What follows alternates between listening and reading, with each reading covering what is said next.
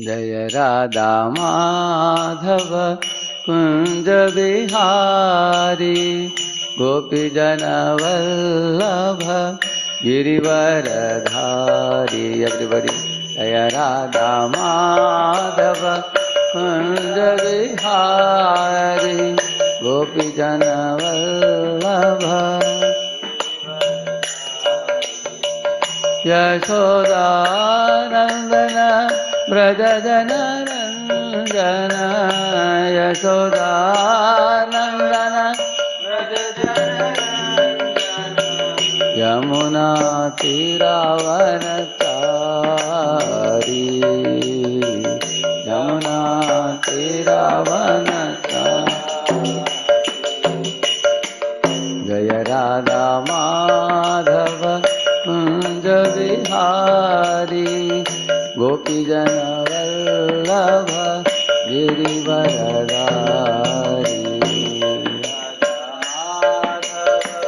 कुंज बिहारी गोपीजन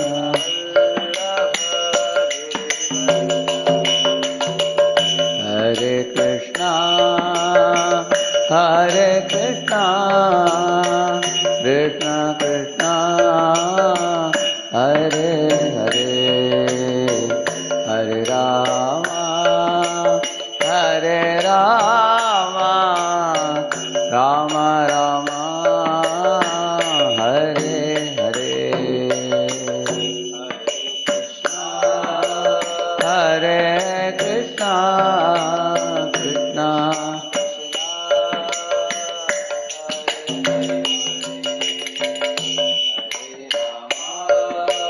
हरे राम राम राम हरे कृष्णा कृष्णा कृष्णा हरे हरे। हरे राम राम राम हरे हरे। हरे कृष्णा कृष्णा कृष्णा हरे हरे राम हरे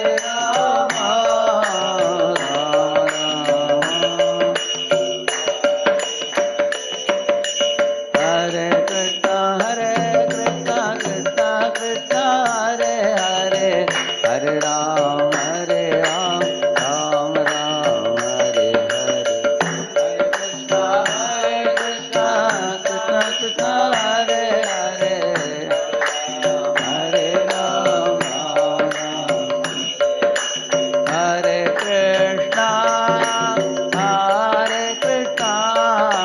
कृष्णा कृष्णा हरे हरे। हरे राम राम राम हरे हरे। हरे कृष्णा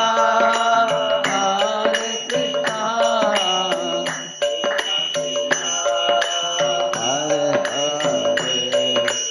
हरे राम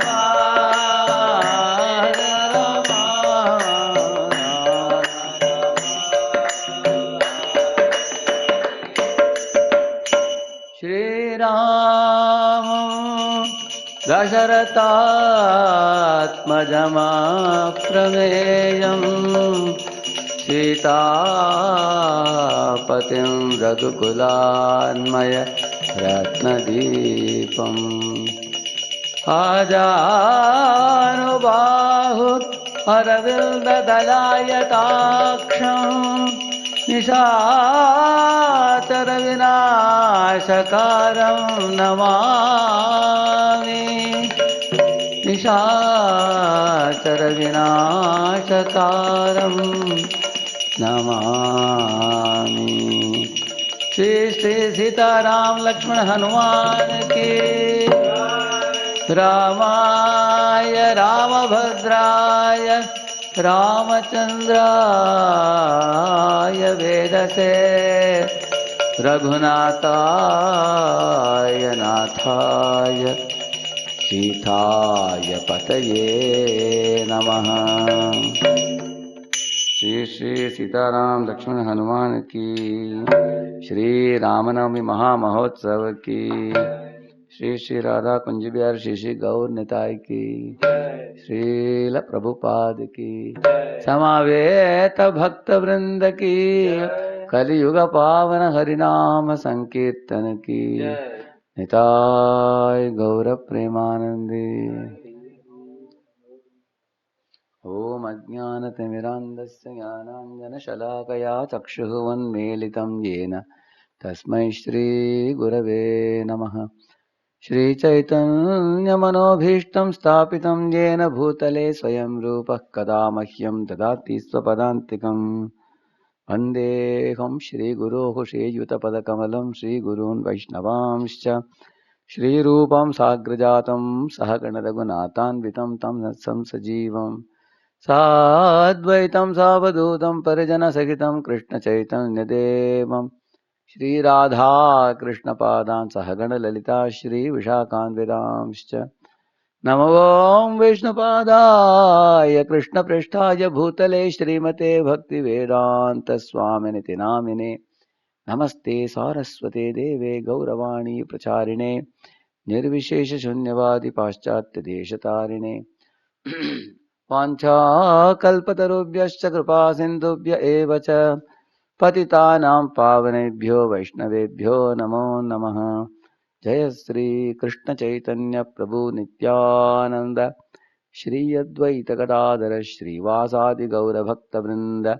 हरे कृष्ण कृष्ण कृष्ण हरे हरे, हरे राम राम राम हरे हरे।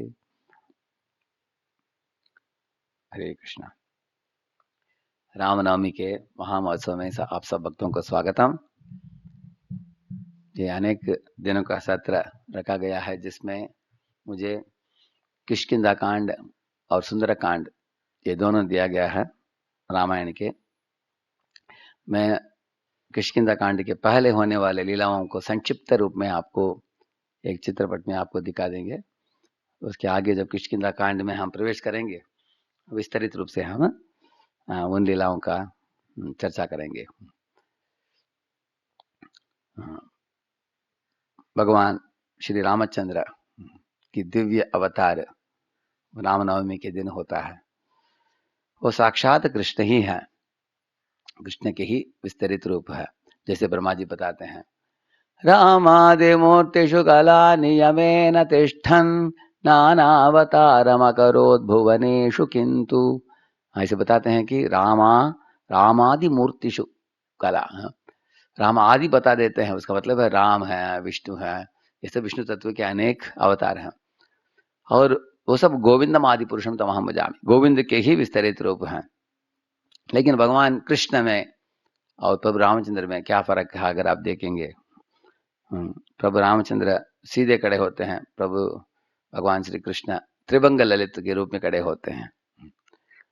रामचंद्र जी के जन्म दिन में होता है, कृष्ण की जन्म अर्धरात्रि में होता है। प्रभु रामचंद्र की जन्म अयोध्या में होता है और अयोध्या में ही हजारों साल उन्होंने राम राज्य की उसी स्थान में। लेकिन कृष्ण का जन्म होता है मथुरा में और जन्म लेते ही वो निकल जाते हैं नंद गोकुलम में। नंद गोकुलम में 11 साल होने के बाद उधर छोड़कर द्वारका में चले जाते हैं। तो कृष्ण एक स्थान छोड़कर दूसरा, तीसरा, चौथा ऐसे घूमते रहते हैं, हस्तिनापुर जाते हैं। इस तरह प्रभु रामचंद्र एक ही स्थान पर शासन किया उन्होंने।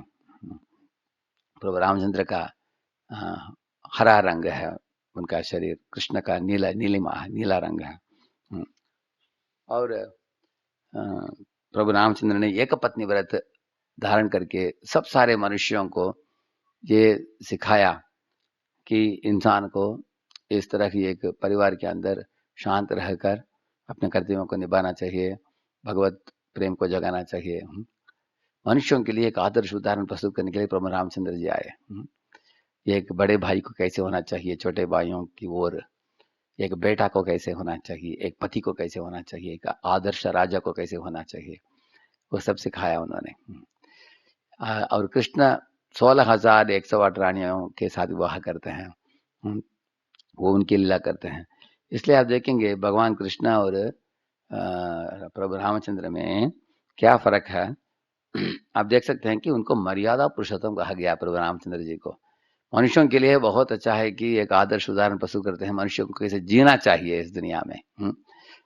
और रामायण की लीला से ये भी सिखाते हैं कि पारिवारिक जीवन में अगर कोई विवाह करता हो, उसके पत्नी की रक्षा में, परिवार में रहते समय विविध समस्याओं का कैसे एक इंसान सामना करता है, और कैसे एक व्यक्ति को सांसारिक बंधनों से ऊपर उठकर भगवान की भक्ति करके भगवत धाम लौटना चाहिए, वो भी एक सीख है बद्ध जीवन के लिए। लेकिन एक बात महत्वपूर्ण चीज हमें जानना चाहिए शुरुआत में ही, प्रभु रामचंद्र साधारण मनुष्य नहीं है, वो दिव्य पुरुष है। निरंकुश स्वातंत्रयम ऐसे बताया गया है। निरंकुश स्वातंत्रयम का मतलब क्या है? जैसे एक हाथी होता है, वो सड़क में चलते समय किसी भी दुकान से वो केला को उठा सकता है, नारियल को उठा सकता है, कभी पानी में नहाता है, बाहर आता है, चलता है, विचरण करता है जंगल में। जिस तरह की एक हाथी के पास स्वतंत्रता है, अगर हाथी को भी ऐसा स्वतंत्रता हो, परम सत्य भगवान रामचंद्र जो है निरंकुश, मतलब किसी भी पाबंदी नहीं है उनके लिए। वो जब इच्छा करते हैं स्वेच्छा से इस दुनिया में अवतरित होते हैं, स्वेच्छा से अपने धाम लौट जाते हैं, अपने स्वेच्छा से जटायु को वैकुंठ में भेज देते हैं। कोई बोलेगा अरे जटायु तो एक ब्राह्मण के हाथ से मरा, क्योंकि रावण जो है उनके पिताजी हैं विश्रवा के पिताजी हैं पुलस्त्य। तो इस तरह के एक ब्राह्मण वंश में जन्मा रावण के हाथ से मरा कौन? जटायु। तो अगर कोई व्यक्ति ब्राह्मण के हाथ से मरता है तो उसको मोक्ष नहीं मिलता है, ऐसे बताया जाता है। तो इस तरह का एक तरह का अयोग्यता था उनके पास। दूसरी योग्यता भी नहीं था। क्या योग्यता है? किसी को भक्ति योग करके अगर साधना इत्यादि किया हो किसी ने, तो वो योग्यता होता है। जटायु ने योग्यता भी पाया नहीं था, और उसके पास अयोग्यता भी था, फिर भी भगवान ने कैसे भेज दिया उनको वैकुंठ में? कोई पूछ सकते हैं ऐसे प्रश्न। इसलिए निरंकुश स्वातंत्र्य, भगवान ऐसे पूर्ण स्वतंत्र हैं कि अगर वो इच्छा करते हैं तो उनकी इच्छा से कोई भी जीव को उद्धार कर सकते हैं। जटायु को क्यों उद्धार किया? हम बोल सकते हैं कि मेरे जीवन में किसी ब्राह्मण ने हमको मारा नहीं, और हमने थोड़ा बहुत भक्ति भी की है, मंदिर में जाते हैं, माला करते हैं, साधु संत की संग भी करते हैं, तो लगता है कि हमारा योग्यता ज्यादा ही है, हमको भगवत प्राप्ति क्यों नहीं होता है? अगर कोई ऐसे पूछता हो, बोल सकते हैं कि जटायु के पास एक बहुत बड़ा योग्यता था। क्या था? वो अपने जान लगाकर सीता माता की सेवा की उन्होंने, उनको रावण से बचाने के लिए प्रयत्न किया। हम में से कोई है क्या ऐसे जो जान प्राण भी देने के लिए तैयार रहेंगे भक्ति करने के लिए? उस सेवा से प्रसन्न होकर प्रभु रामचंद्र ने उनको वैकुंठ धाम तत्क्षण भेज दिया उनको।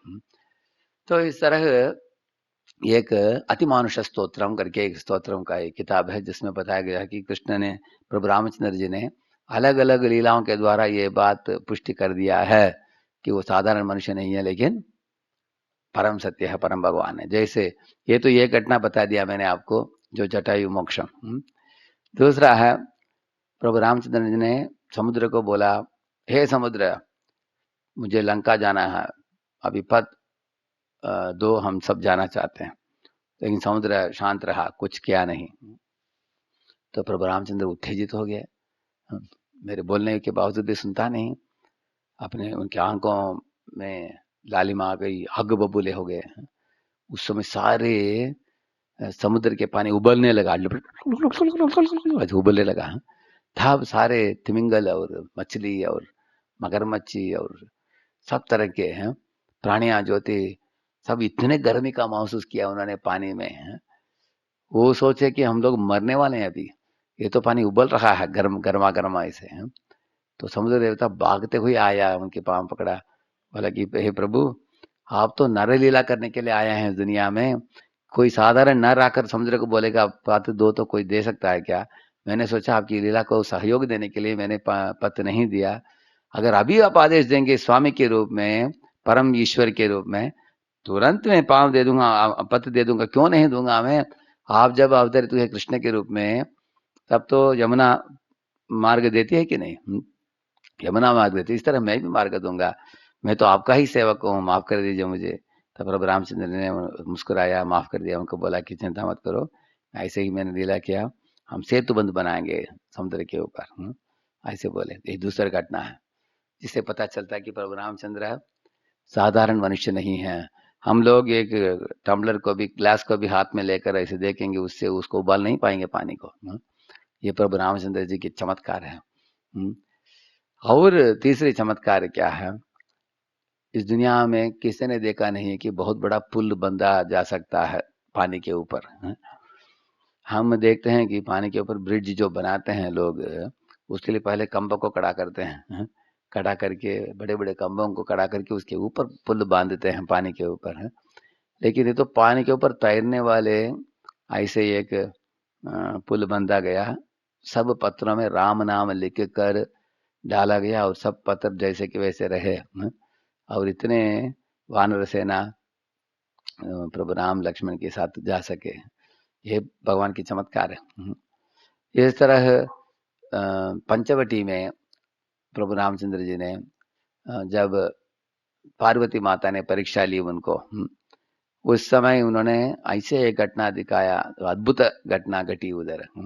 प्रभु रामचंद्र जी लक्ष्मण के साथ अकेले होकर पेड़ पौधों को पूछ रहे थे, हे सीते, हे पेड़ पौधे बताओ मेरे सीता किधर गई है।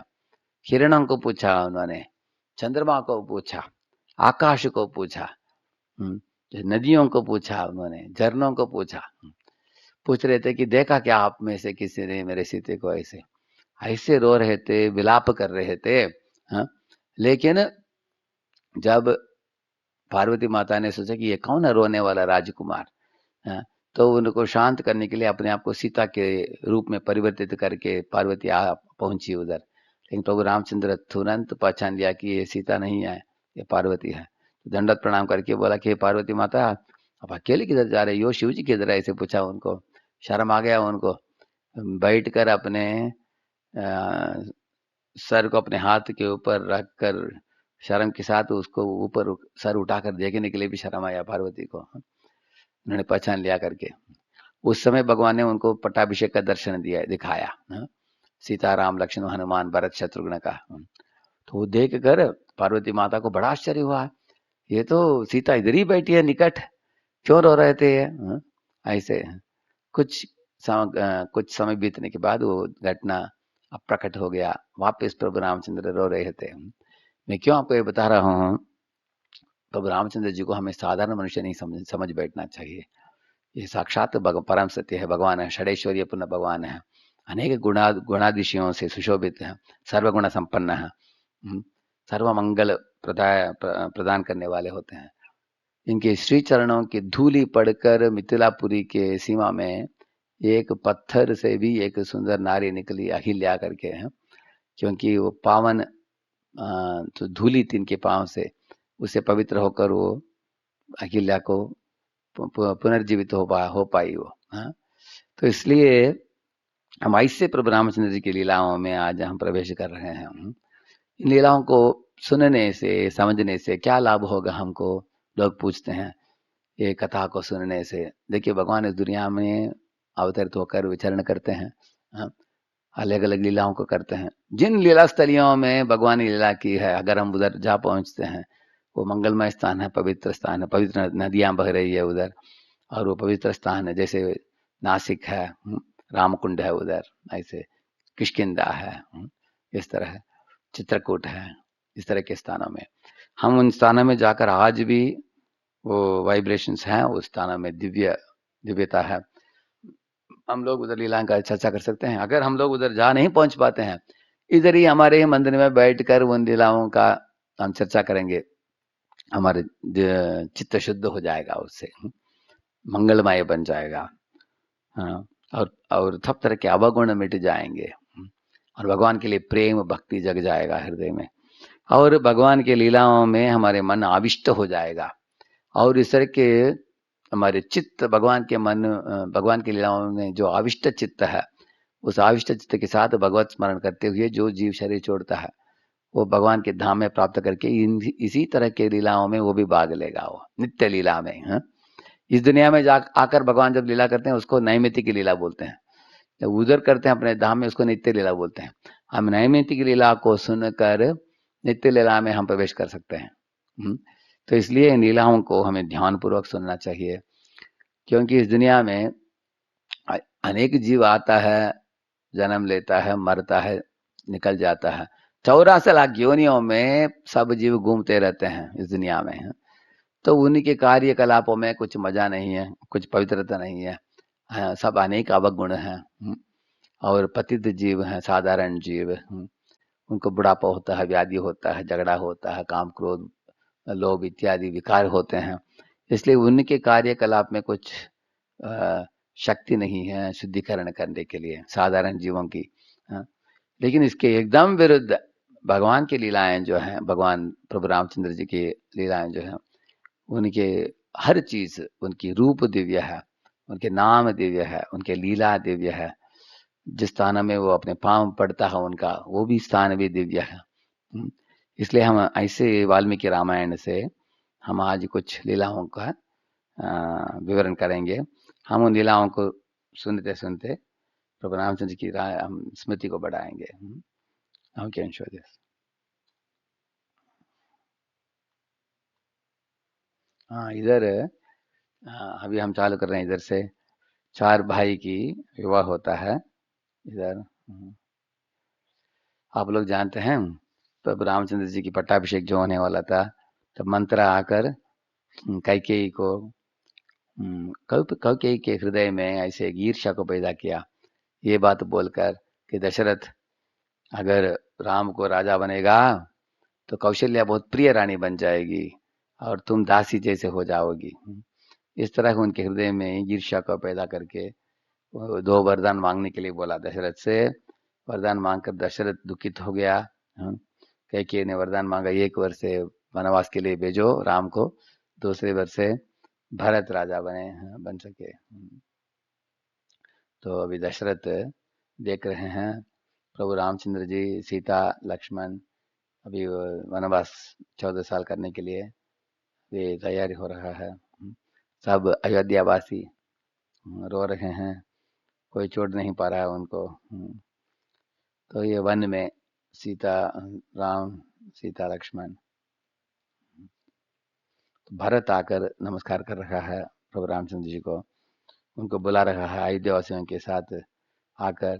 तीनों विधवा माताएं आई हैं वशिष्ठ जी के साथ रामचंद्र को लौटा कर लेके जाने के लिए पंचवटी में।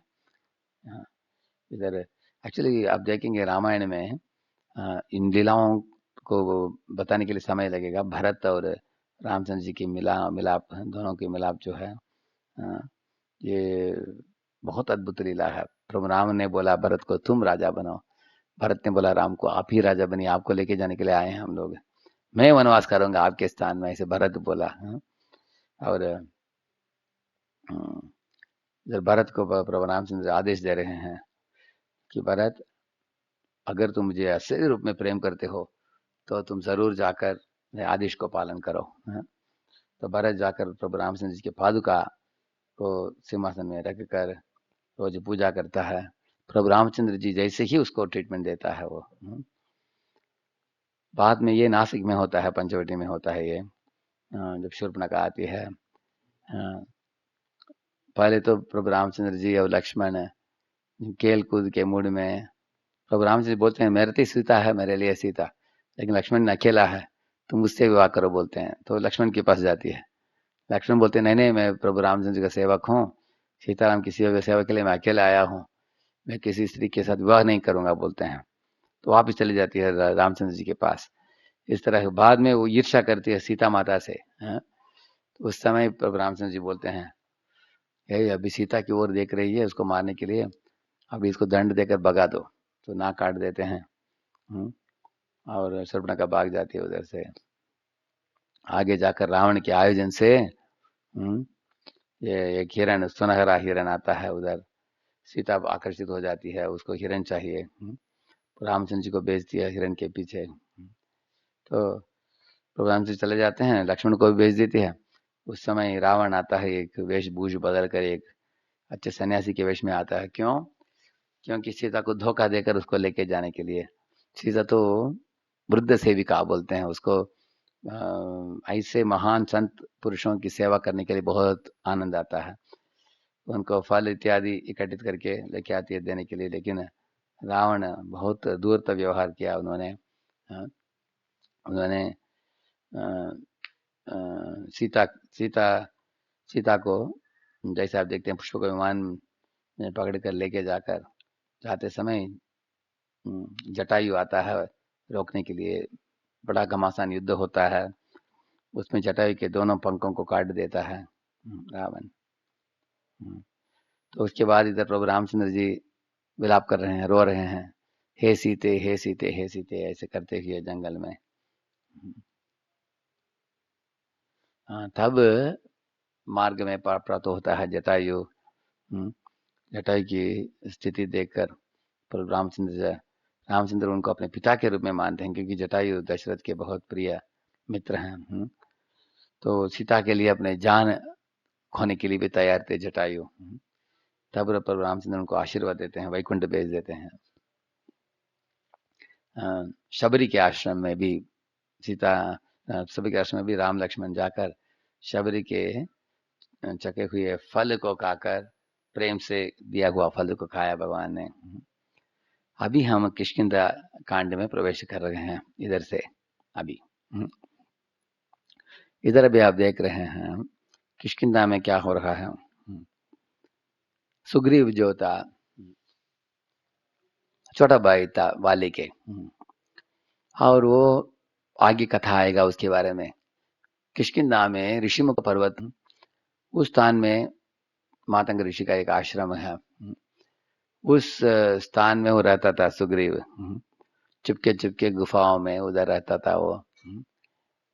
जब एक दिन सुग्रीव ने देखा आजान बाहु बड़े पुरुष धनुष बाण लेकर चलते हुए आ रहे हैं दूर में, बहुत डर गया सुग्रीव। तो ऐसे अलग अलग पहाड़ों के पीछे जाकर छुपता था, थोड़ा देखता था, छुपता था, देखता था, छुपता था, बहुत डरता था वो। हनुमान को भी बुलाया उसने, हे हनुमान देखो, वो दो सुंदर पुरुष दिखता है कि वो क्षत्रिय जैसे दिख रहे हैं, मानो दिखता है कि वो देवता हैं, खूबसूरत हैं, उनके शरीर से आभा निकल रही है। ये कौन है ये दो आजानबाहु पुरुष? लगता है कि ये वाली ने इनको भेजा है, क्योंकि खुद वाली इधर नहीं आ पा रहा है मुझे मारने के लिए, इसलिए शायद ये वाली के ही लोग हो सकते हैं। जाकर देखो, तुम पूछताछ करके आओ ये है कौन है और क्या कार्य के लिए ये लोग आए हैं इधर। और जब वो जवाब देते हैं, ध्यान से देखो हनुमान, उनका बोलने की तरीका कैसा है, उनके आपस में व्यवहार कैसा है। हो सकता है कि हमको धोखा भी दे सकते हैं, सोचेंगे बोलेंगे कि हम वाली के आदमी नहीं है, अगर के बाद में भी वाली के आदमी होने की संभावना है। इसलिए खास करके जब तुम उनके साथ बातचीत करते हो तभी मेरे गुणगान करो तुम, उससे पता चल जाएगा कि वो ईर्ष्या करते हैं मेरे ऊपर, नहीं तो खुश होते हैं, तुमको पता चल जाएगा। तो हनुमान को भेजा उन्होंने। तो हनुमान जब जा पहुंचे, हनुमान भी अष्ट सिद्धि नवनिधि के दाता बोलते हैं ना। हनुमान अणिमा महिमा लगिमा प्राप्ति ईशिता वशिता काम वशायिता, ऐसे अनेक सिद्धियों से सुशोभित थे हनुमान जी। इसलिए वो सिद्धियों को इस्तेमाल करके अपने रूप को बदल दिया उन्होंने।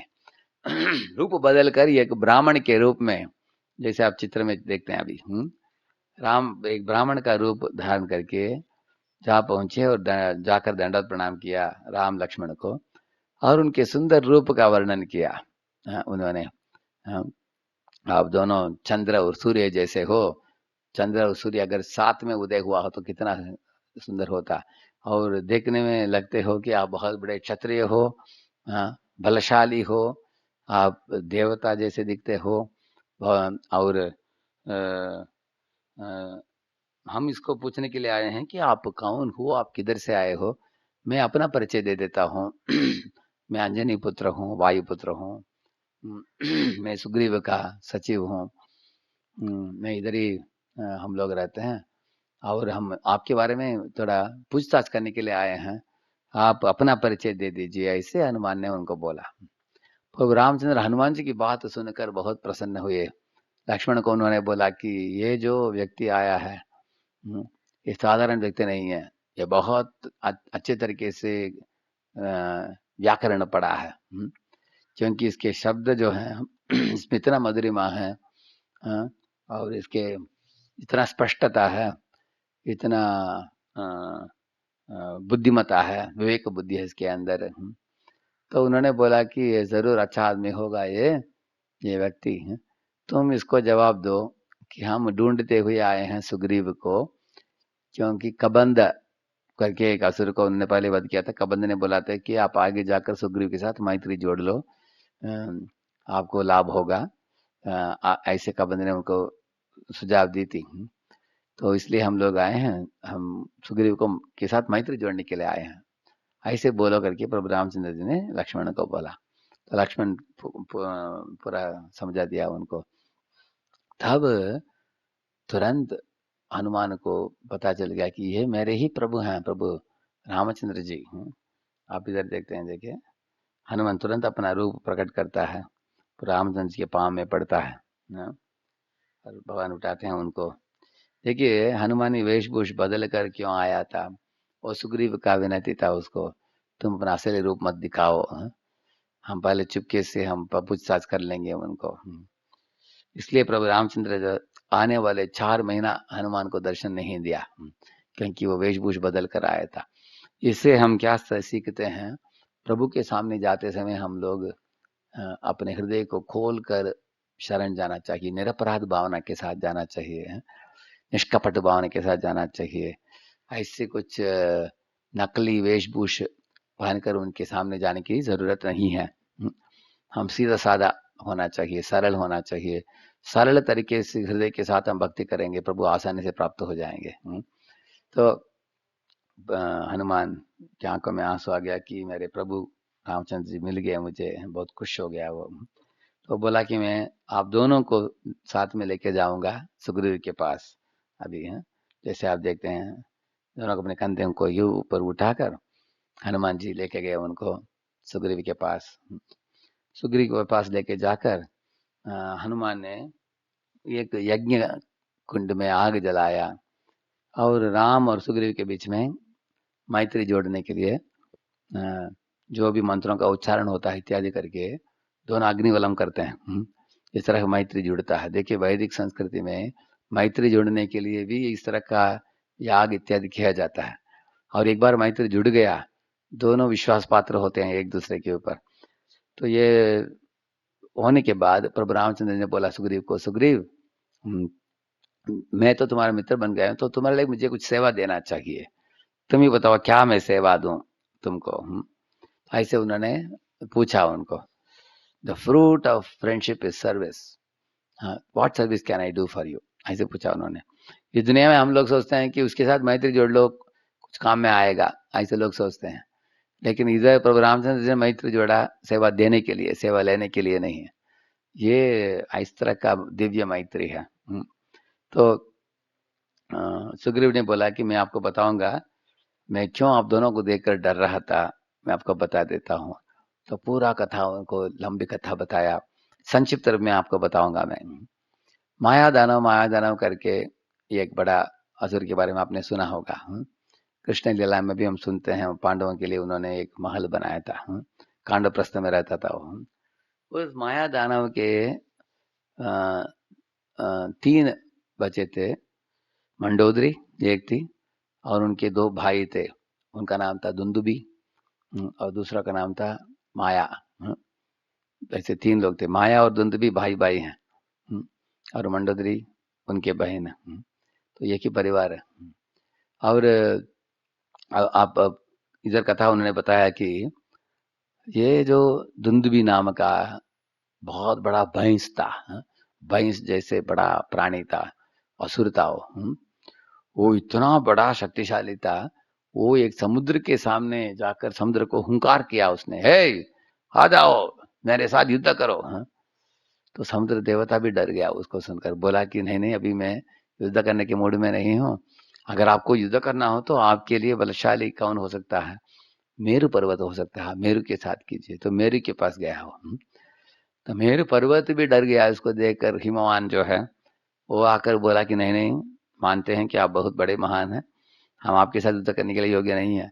ये एक व्यक्ति है भूमि में, जो आपके लिए युद्ध करने के लिए सही होगा, वो उसका नाम है वाली। आप जरूर उसके पास जाइए। तो भेज दिया उसको। तो वाली के पास आकर ये दुंदुबी बैल आ गया, दुंदुबी भैंस आ गया। तब घमासान युद्ध हुआ। उसमें वाली ने उस दुंदुबी कुंदबी को पांव पकड़कर ऐसे गोल गोल घुमाकर पिटाई किया उसको। दुंदुबी मर मिटा। और वाली उसको मरने के बाद अपने पांव से उसके शरीर को उठाकर ऐसे टुकराया, उसको दूर फेंका उसने। वो मातंग ऋषि के आश्रम के एकदम सामने आकर गिर पड़ा वो। तो मातंग ऋषि बाहर आए, देखा उन्होंने, बहुत नाराज हुए। इतने पवित्र स्थान को दूषित कर दिया, किसने इसे फेंका? समझ गए अपने ज्ञान चक्षु से वाली ने किया है। तो वाली भी उधर आ पहुंचा, नमस्कार किया उनके लिए, उनको बोला कि आप माफ कर दीजिए हमको। वो माफ करने के लिए तैयार नहीं थे वो। वो बोले कि तुम अहंकार के वश में आकर इस तरह ब्राह्मणों के रहने के स्थान को दूषित कर दिया तुमने।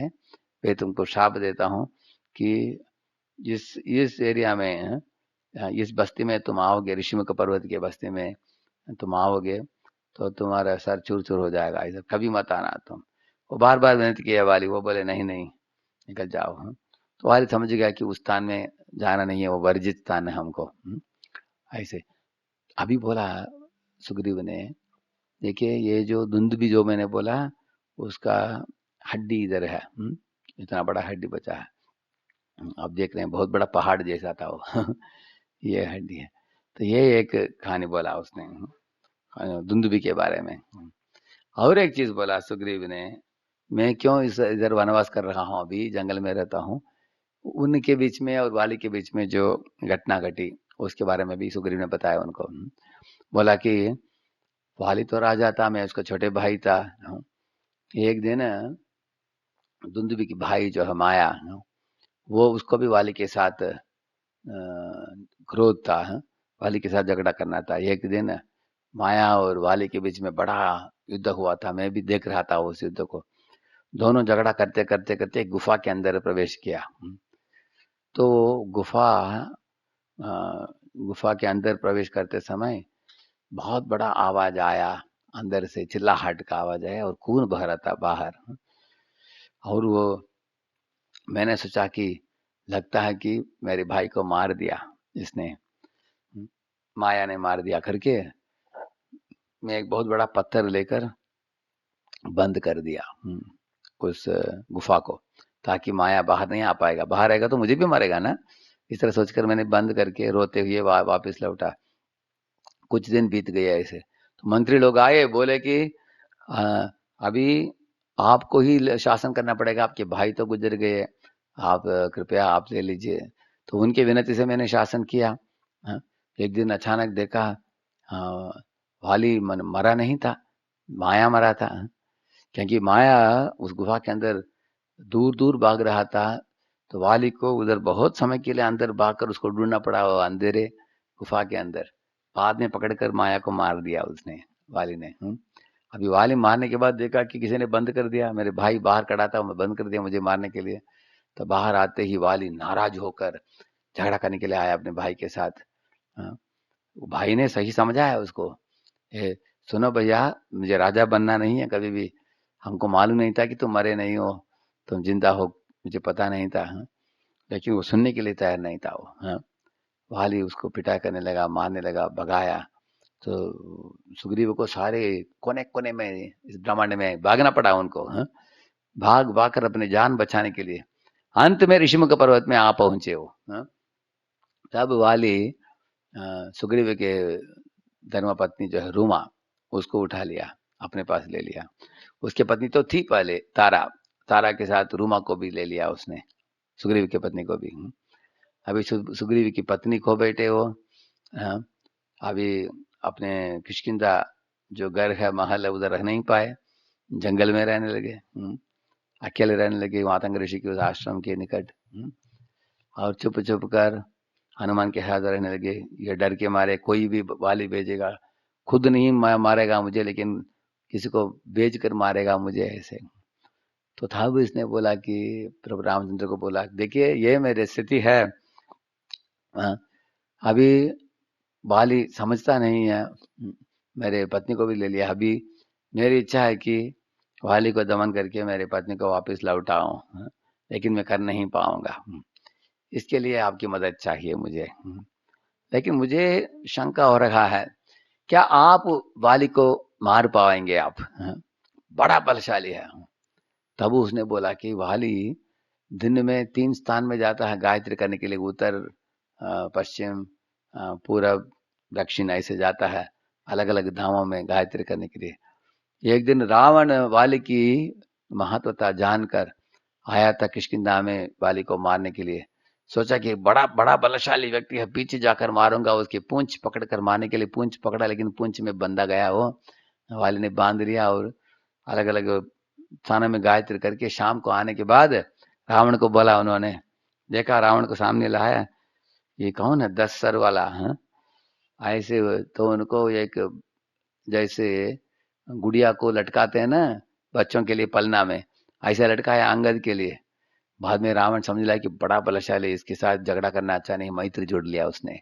तो रावण मैत्री जोड़ लिया वाली के साथ ऐसे। तो उसके बात मानने के लिए तैयार हो गया, इसलिए रावण को छोड़ दिया उसने बाद में। आप देख सकते हैं ऐसे। तो रावण और कार्तवीर्यार्जुन आप देखेंगे, रावण से बलशाली कार्तवीर्यार्जुन, अभी कार्तवीर्यार्जुन से बलशाली परशुराम, और परशुराम से भी बलशाली रघुपति राघव राजाराम बोलते हैं, जो रघुकुल तिलकम दशरथ नंदन राम। करेक्ट ना? अभी वो राम आए हैं इधर, इस दुनिया में आते हैं, तो उसके समक्ष कौन खड़ा रह सकता है? अभी वाली हो सकता है रावण से शक्तिशाली है, लेकिन प्रभु रामचंद्र के सामने वो क्या है? कोई भी उनके समक्ष खड़े नहीं रह सकते। तो इस तरह वाली की कथा बताया सुग्रीव ने वाली के संबंध में, बोला कि मैं आपकी शक्ति की परीक्षा लेना चाहता हूँ। तब लक्ष्मण हंस पड़ा, प्रभु रामचंद्र की परीक्षा ये लेगा? हमने ऑलरेडी देख चुका है प्रभु रामचंद्र की क्या शक्ति है, क्या महिमा है, फिर भी लेने दो। तो उन्होंने बोला कि दुंदुभी की जो पहाड़ के बराबर बहुत बड़ा हड्डियों के पहाड़ है, अब इसको अगर आप टुकरा सकते हैं, कितना दूर टुकरा सकते हैं, मैं देखना चाहता हूँ। प्रभु रामचंद्र ने जब अपने पांव से उसको लात मारा, तो उसको बोलते हैं 100 bow lengths बोलते हैं, जैसे धनुष धनुष को इतना लंबा हो उस तरह 100 गुना, उतना दूर जाकर वो गिर पड़ा। तो सुग्रीव ने बोला अच्छी बात है, लेकिन एक बात तो सोचना चाहिए आपको, जब वाली था दुंदुभी को मारा, उस समय दुंदुभी के शरीर में मांस भी था हड्डी के साथ साथ, इसलिए बाहर ज्यादा था उस समय। अभी मारना उतना खास बात नहीं है, क्योंकि अभी मांस सब निकल गया, फिर हड्डी पड़ा है अभी।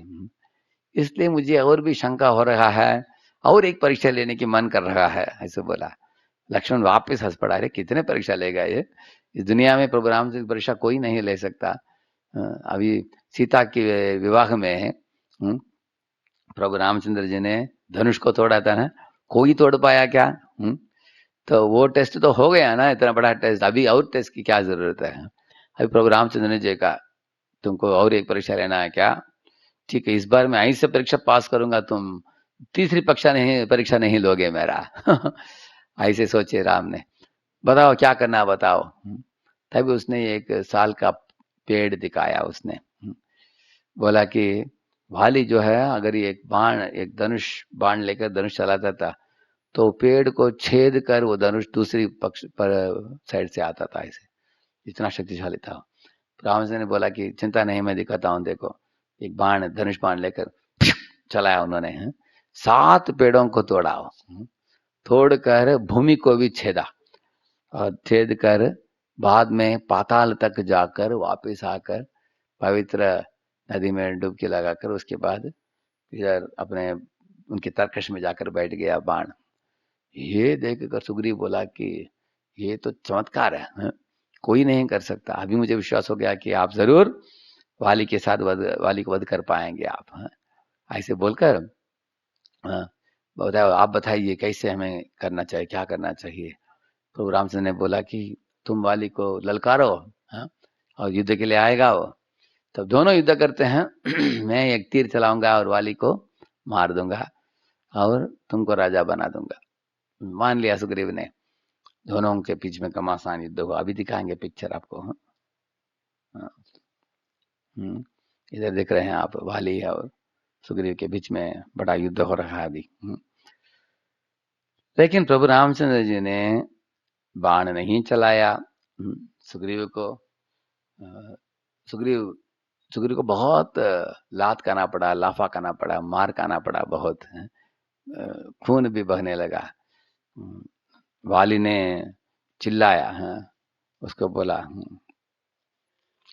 वाली ने सुग्रीव को बोला, अरे मूर्ख, तुमने अच्छा सबक सीखा आज, और अच्छा मैंने मारा, अभी तुम कभी वापस नहीं आओगे मेरे सामने, ऐसे बोलते हुए बार बार पिटाई किया उसने।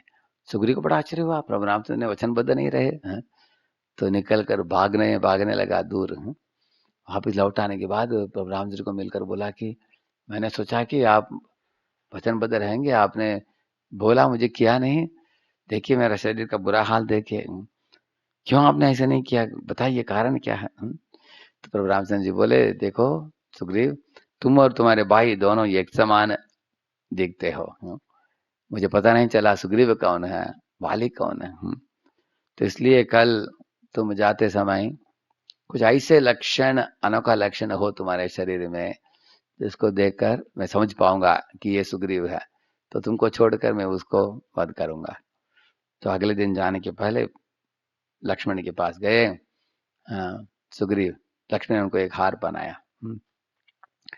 तो उस हार को पहनने के बाद सुग्रीव गया युद्ध में, वापिस जाकर ललकारने लगा,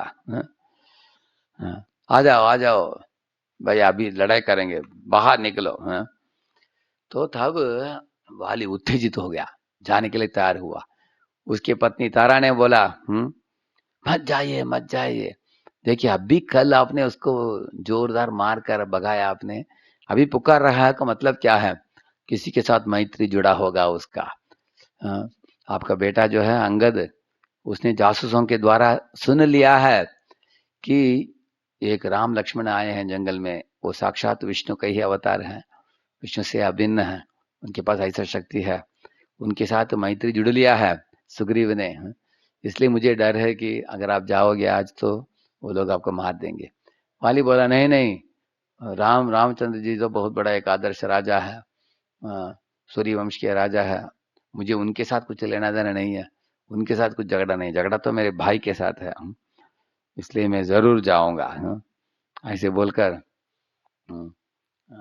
और वाली गया युद्ध में। अभी अगले दिन जब युद्ध हुआ, युद्ध में बहुत बड़ा युद्ध हुआ, तब प्रभु रामचंद्र जी ने एक झाड़ के पीछे से एक तीर चलाया, तब वाली के वक्षस्थल पर वो तीर पहुंच गया, वाली गिर पड़ा, अभी पिक्चर में आप देख रहे हैं, और गिर पड़ा वाली नीचे चिल्लाते हुए।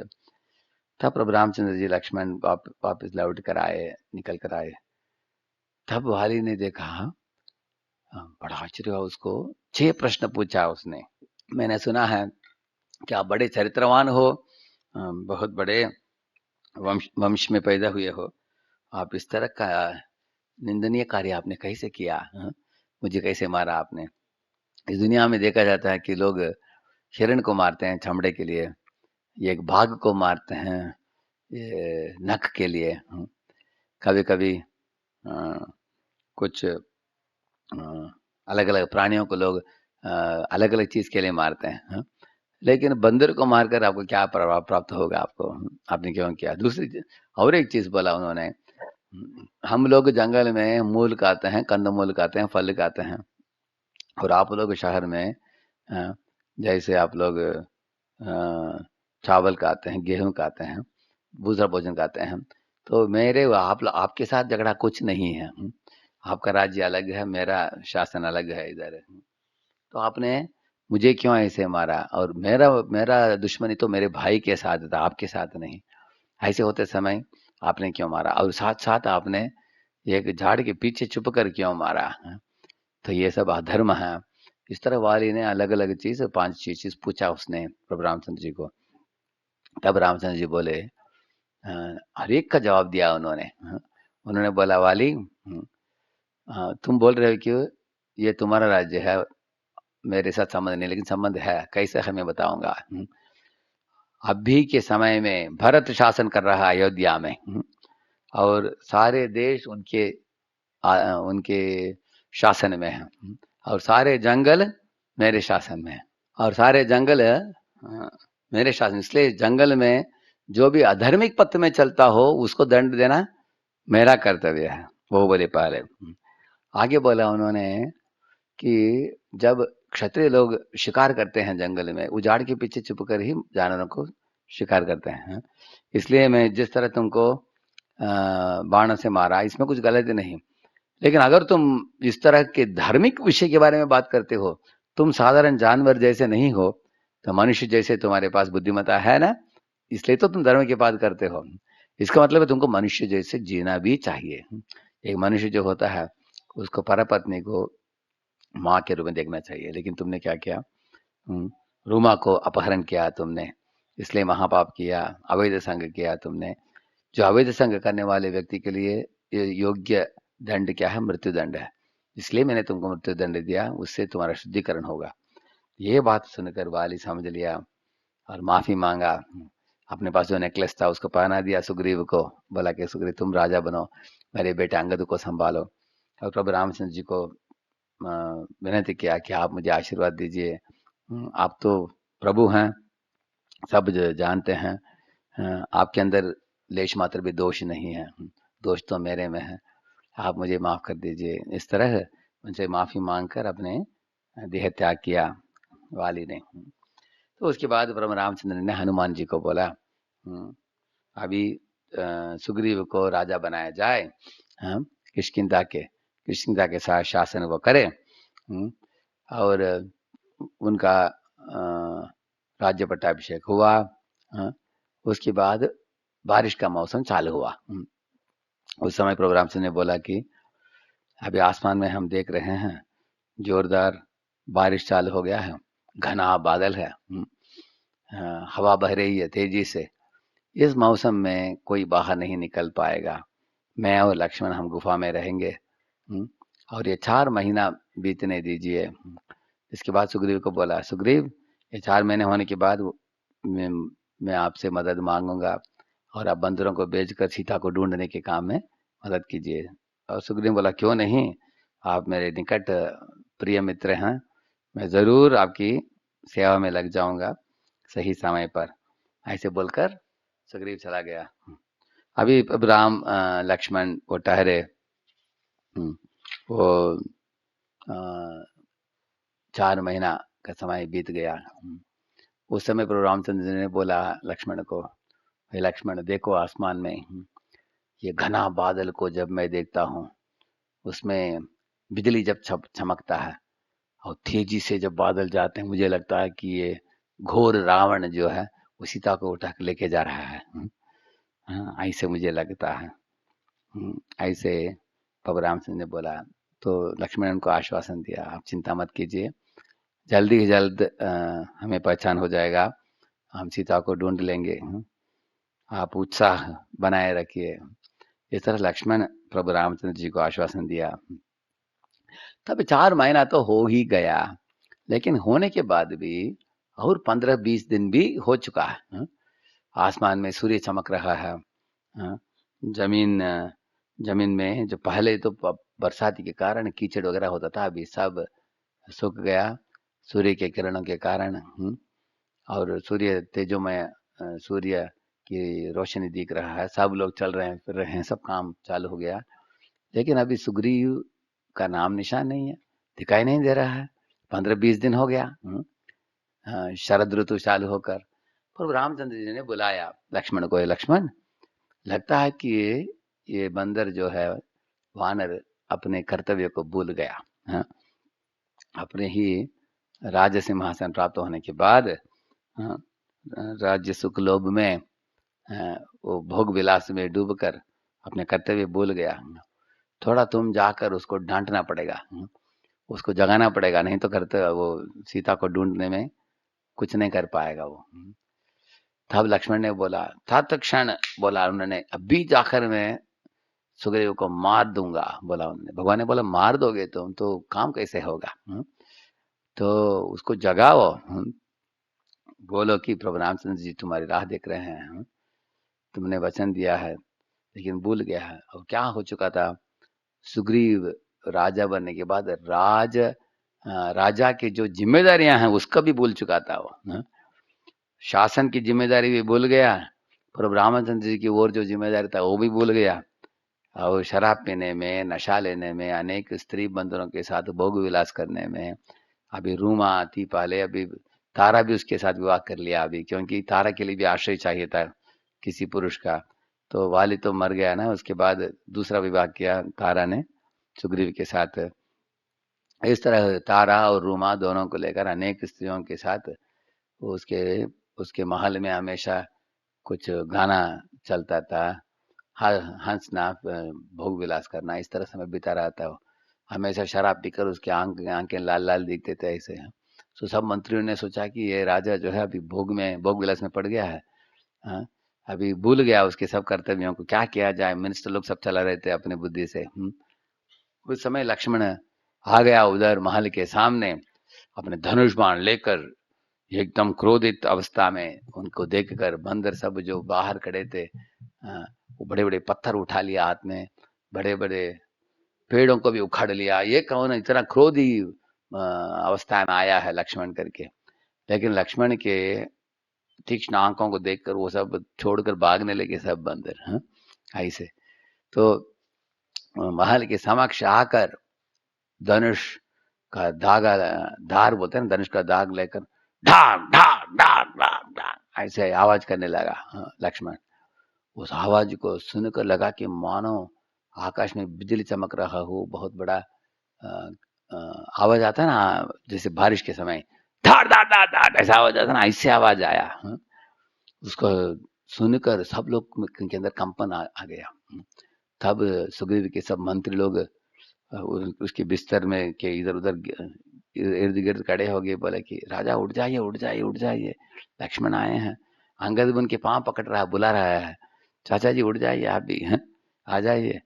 तब हनुमान आकर बोले, देखिए आपको रामचंद्र जी ने बड़ा सेवा की आपके लिए, उनकी कृपा से आप राजा बने, लेकिन आपके वचन पूरा नहीं किया आपने। आप भूल गए। अभी लक्ष्मण क्रोधी अवस्था में आया है बाहर, तुरंत जाकर उनका पांव पकड़िए, नहीं तो आपको मार ही देगा वो, तुरंत उठ जाइए। तो धीरे से उठा सुग्रीव। तो अभी ये पहली बार नहीं है, प्रभु रामचंद्र जी की बात हनुमान ने पहले भी कहा था, कुछ समय के पहले भी उनको। तब सुग्रीव उठा था और कुछ बंदरों को एक आदेश देकर वापस जाकर सो गया बिस्तर में। बोला कि सब बंदरों को बुलाओ, 15 दिन में आने के लिए बुलाओ, ऐसे बोलकर वो चला गया वापस। अभी वाली बोला, तारा को बोला मैं नहीं जाऊंगा, बाहर जाने के लिए डर हो रहा है मुझे, तुम लक्ष्मण को बुलाकर बिठाकर बात करो। तो तारा गई। लक्ष्मण अंदर प्रवेश करते ही देखा गाना का आवाज आ रहा था, और तारा आकर बाहर आकर बोली, देखिए आप इतना क्रोध क्यों करते हैं, थोड़ा शांत हो जाइए। ये बंदर जो है भोग विलास के कारण अपने कर्तव्य को भूल गया है, लेकिन कम से कम उसने एक अच्छा काम किया है। 15 दिन के अंदर सब बंदरों को आने के लिए बुलावा दिया है उसने, नहीं तो दंड मिलेगा उनको। आपने देखा है ऋषि मुनि भी इस दुनिया में देखा जाते हैं, कभी कभी वो भी स्त्री पुरुष के आकर्षण में फंस जाते हैं। ये तो साधारण बंदर है, तो आप उसको माफ कर देना चाहिए। तो लक्ष्मण लक्ष्मण ने देखा सुग्रीव रूमा के साथ बैठा था, तो वो तुरंत वो उठकर बाहर जब आया, लक्ष्मण ने उनको सीधा उनको डांटा, उनको बोला कि इस दुनिया में अगर कोई ब्रह्म हत्या भी किया हो, किसी एक ब्राह्मण का हत्या किया हो, गाय का हत्या किया हो, किसी अगर कुछ दूषित कार्य कर दिया हो, उसके लिए भी कुछ न कुछ प्रायश्चित है। लेकिन कृतज्ञ जो व्यक्ति है उसके लिए प्रायश्चित नहीं है। कृतज्ञ का मतलब क्या है? जिन्होंने किसी से मदद लिया है लेकिन मदद दिया नहीं है, अपने वचन पूरा नहीं किया है, उसके लिए किसी भी तरह का प्रायश्चित नहीं है। तो उन्होंने इस तरह आप अपने कर्तव्य को भूल गया अपने इंद्रिय भोग के कारण। इस तरह उन्होंने बहुत उनको डांटा उनको। तो बोला उनको, अगर आप राम को भी मदद नहीं करेंगे, मैं आपको उसी स्थान में भेजूंगा जिधर वाली भेजा गया यमलोक में। मैं आपको पहुंचा दूंगा उधर जल्दी ही जल्द। ऐसे बोला। तो तुरंत सुग्रीव सामने आकर उनके गले में जो हार था उसको निकाल कर फेंक दिया, बाजू में रख दिया उसको, और पाँव उनके पाँव में गिर पड़े और बोले कि देखो लक्ष्मण, प्रभु रामचंद्र जी मेरे स्वामी हैं, और वो जो बोलते हैं मैं करूँगा, वो जिधर मुझे भेजते हैं मैं उधर जाऊँगा, और मेरे प्रिय मित्र हैं, मेरे स्वामी हैं, उनकी बात मानना मेरा कर्तव्य है। मैं मानता हूँ कि मेरा भूल हो गया, आप मुझे माफ कर दो। तो ये इस बात को सुनकर लक्ष्मण प्रसन्न हो गए। वो बोले कि ठीक है, जैसे मैंने भी आपको बहुत क्रोध किया, अभी मुझे भी आप माफ कर दीजिए। ऐसे लक्ष्मण बोले। हाँ, इसलिए आप अभी निकलिए इधर से, हम दोनों जाएंगे राम के पास, और आपकी भावना देखकर राम खुश हो जाएंगे, नहीं तो राम आपकी राह देख रहे हैं। ऐसे बोला। देखिए, अभी तक मैंने आपको जो बोला, इसमें दो खास विषय हमें सीखना चाहिए। एक विषय है, जब सुग्रीव और वाली के बीच में युद्ध हुआ, पहले दिन बहुत लात खाया उन्होंने, लेकिन बच नहीं पाए हैं सुग्रीव। कारण क्या है? उन्होंने सीधा राम के साथ मैत्री जोड़ा था, लेकिन लक्ष्मण के साथ कुछ संबंध नहीं था। दूसरे दिन लक्ष्मण ने उनका हार पहनाया। किसके समान है? अगर हम गुरु के आशीर्वाद लेकर कृष्ण की भक्ति करते हैं तो कृष्ण प्राप्त होते हैं, नहीं तो सीधा कोई गुरु के बिना, गुरु को बाजू में रखकर कृष्ण के पास कोई जाना चाहेगा तो प्राप्त नहीं करेगा। ये बात से कहा जाता है उधर। इसी तरह दूसरी बात में भी अभी जो बताया जा रहा है, जब हम इस दुनिया में माया के वश में आकर माया की गोद में सो रहे हो भोग विलास में, तो गुरु ही हमको जगाता है। जैसे उन्होंने धनुष के धागा लेकर ढाक ढाक ढाक आवाज किया ना, इस तरह गुरु भी एक शिष्य को जगा देते हैं। जीव जागो गौरचंद्र बोले ऐसे, है ना, गुरु जग। इस तरह लक्ष्मण ने ही आकर सुग्रीव को जगाया और बताया कि तुम्हारा कर्तव्य है प्रभु रामचंद्र जी की ओर। इस तरह हमारे गुरु भी इस्कॉन में भी, जो प्रभुपाद जी के शिष्य लोग हमको दीक्षा देते हैं, वो लोग हमको जगा रहे हैं। अरे बच्चे उठ जाओ, माया की गोद में मत सो। माया देवी एक तीक्ष्ण एक चाकू लेकर तुम्हारे गले काटने जा रही है, उठ जाओ अभी। है, अभी जाकर तुम्हारे कर्तव्य को निभाओ कृष्ण की ओर। माला जपो, गीता भागवत पढ़ो, रामायण सुनो, मंदिर में आओ, और भगवान की सेवा में जुड़ो। इस तरह गुरु हमको जगाते हैं। लक्ष्मण भी आदि गुरु हैं। बलराम जी, लक्ष्मण जी, आदिशेष आदि गुरु हैं। वो हमको जगा, सुग्रीव को उन्होंने जिस तरह जगाया, हमारे गुरु भी हमको जगाते हैं।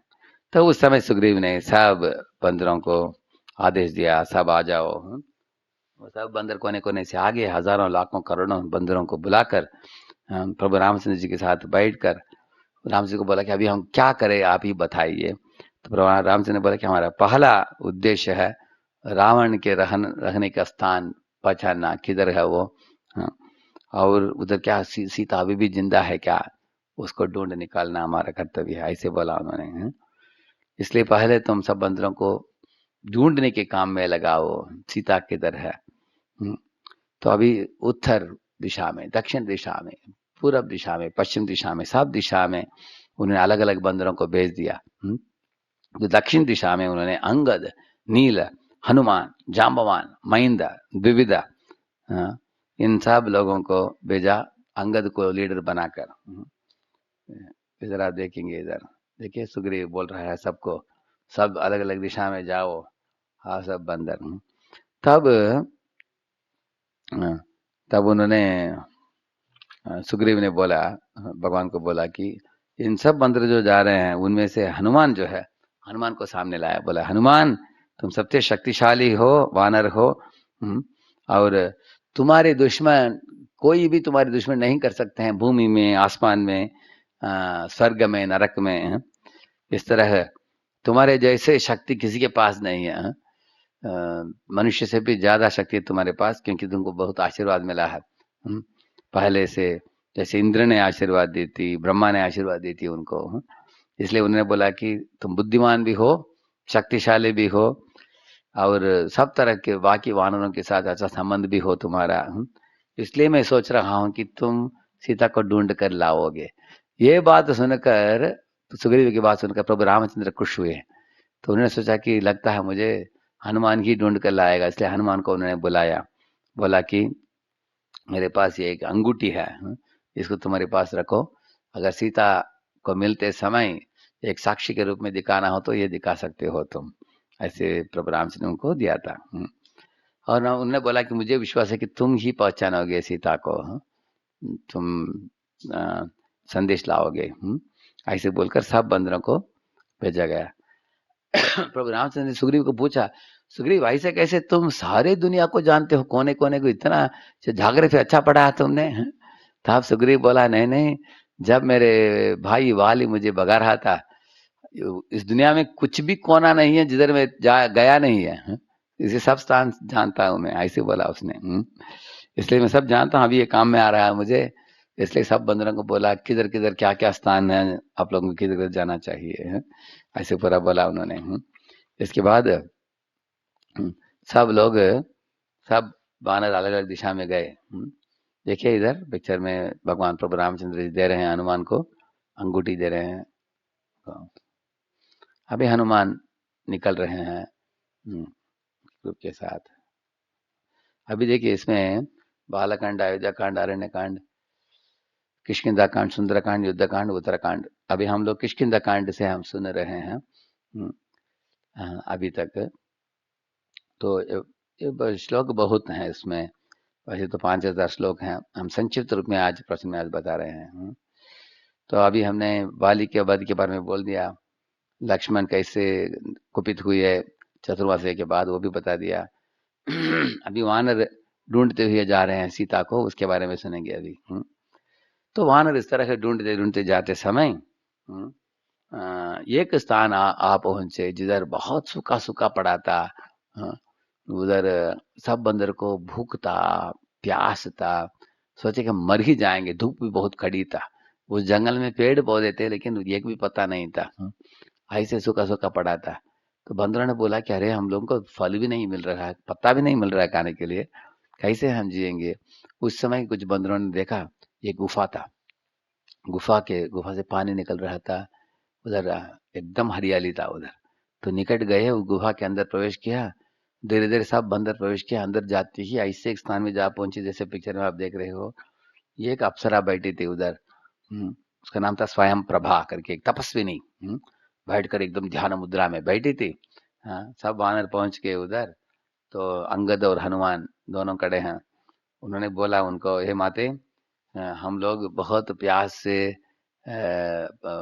भूख से पीड़ित हैं। तुम्हारे इस स्थान में सुंदर झील है, कमल है, लिली है, बतख तैर रहे हैं, हंस तैर रहे हैं इधर, और इतने पेड़ पौधे हैं, इतने फल है, तुम्हारा इतना सुंदर स्थान है, इतना एकदम शांत वातावरण है, बहुत अच्छे अच्छे सुविधा है इधर, ऐसा कैसा? तो वो बोले कि आप सबको स्वागतम। सबको बिठा कर खाने पीने की व्यवस्था किया उन्होंने, सब खाए पिए बहुत खुश हो गए। उन्होंने देखा कि बहुत कुछ प्रचुर मात्रा में व्यंजन थे उधर खाने के लिए उनके लिए। एक होने के बाद उन्होंने बोला कि ये तो गुफा खेमा नाम के एक अप्सरा का है, उन्होंने मुझे दिया है। एक बार माया वो हेमा से आकर्षित हुआ, उसके कारण उसका भी वो उसको दंड मिला। उसके बाद हेमा चली गई, लेकिन मुझे देकर गई वो।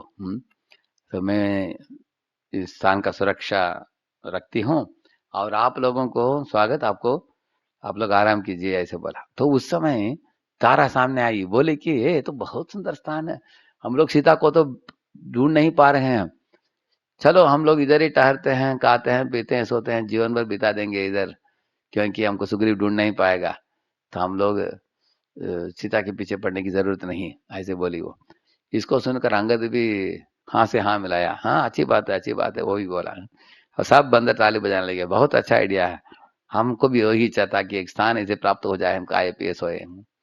तब हनुमान सामने आए, बोले कि देखो, अगर हम लोग वापस नहीं लौटे तो सुग्रीव भेजेगा लक्ष्मण को, लक्ष्मण आकर हम सब इधर गुफा को पहचान लेगा वो, आएगा, अंदर आएगा, हम सबको मार देगा, है?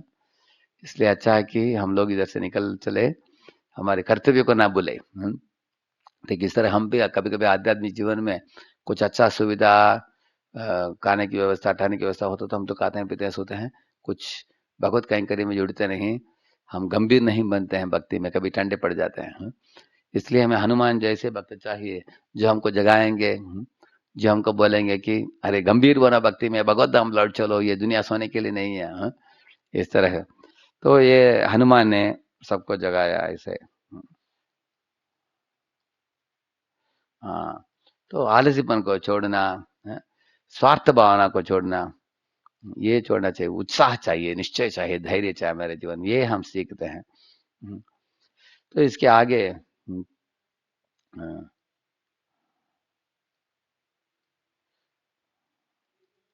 हाँ, हनुमान ने सिखाया अंगद को, अंगद तुम लीडर हो, तुम इस तरह गलत पथ में सब लोगों को लेके जाओगे, इधर टहरो खाओ पियो बोलेंगे तो हमारे कर्तव्य नहीं निभा पाएंगे हम। इतना ही नहीं, उन्होंने बोला कि अगर एक लीडर अपने अनुयायियों को इंद्रिय भोग में लगाता हो, पहले तो वो लोग शाबाश बता बोलेंगे, बाद में सब अपना अपना स्वार्थ इच्छाओं के पीछे भागेंगे, टीम बना नहीं रहेगा। ऐसे बोला उन्होंने। इसलिए जो लीड नेता होता है उसको भगवान की मिशन पकड़कर चलना चाहिए। हम लोग प्रभु रामचंद्र जी के मिशन में है, उनकी मिशन क्या है, सीता को ढूंढना, वो भूलना नहीं चाहिए हमको, ऐसे उन्होंने समझाया। तो उन्होंने विनती किया इनको, स्वयं प्रभु को हम कैसे जाना है बाहर बता दीजिए। वो बोली कि आप अपने आप जा नहीं पाओगे, आप सब लोग आंख आंख बंद कर लो, मैं आपको भेज दूंगी। तो आंख बंद किया, उनको बाहर भेज दिया उन्होंने। तो उसके बाद ये सब लोग आगे ढूंढते हुए गए, सीता को ढूंढते ढूंढते ढूंढते गए, मिल नहीं रही थी। एक पहाड़ के एरिया में सब बैठ के मंदिर, अंगद बहुत फ्रस्ट्रेट हो गया, एकदम हताश हो गया। अंगद ने बोला देखो सीता मिल नहीं रही है, ये सब कैकेयी का कार्य है, कैकेयी के कारण राम को जंगल में आना पड़ा। पहले इसके कारण दशरथ मर गए, बाद में सीता को लेकर जंगल में आए, रावण उठा कर लेके गया, इसके कारण जटायु मर गया उनको बचाते बचाते। अभी लगता है कि हम सब लोग मरने वाले हैं, क्योंकि नहीं तो हम खाली हाथ जाएंगे सूर्य के पास, वो मार ही देगा हमको। अच्छा है कि हम लोग इधर ही उत्तर की दिशा में देखते ही हम लोग शरीर त्यागे अभी, ऐसे बोल रहे थे। उस समय पहाड़ के ऊपर एक गीदड़, गीदड़ बोलते हैं चील, चील बैठा था।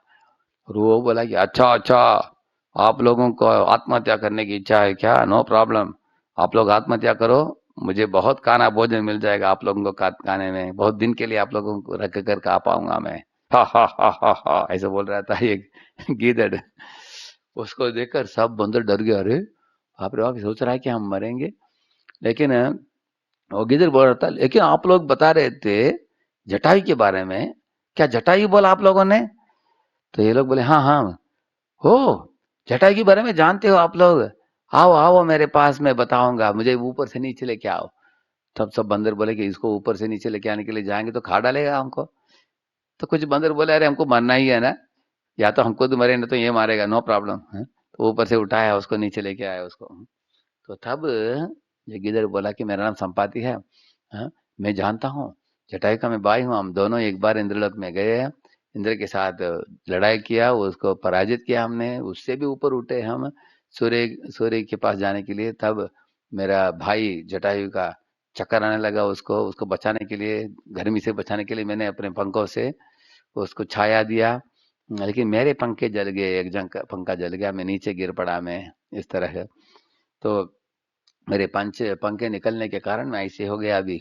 हाँ, तो ये एक निशाकर मुनि करके इस एरिया में वो मुनि तपस्या करते थे, तो उन्होंने मुझे आशीर्वाद दिया, चिंता मत करो संपाति, हाँ, बहुत समय के बाद बहुत सालों के बाद तुमको कुछ वानर आएंगे तुम्हारे पास, उनको सीता के बारे में संबंध में कुछ विषय बताओ, तब सीता की गुणगान करते हुए तुम संबंध में, राम सीता के संबंध में कुछ बात करोगे तो तुम्हारा पंखे वापिस आ जाएंगे।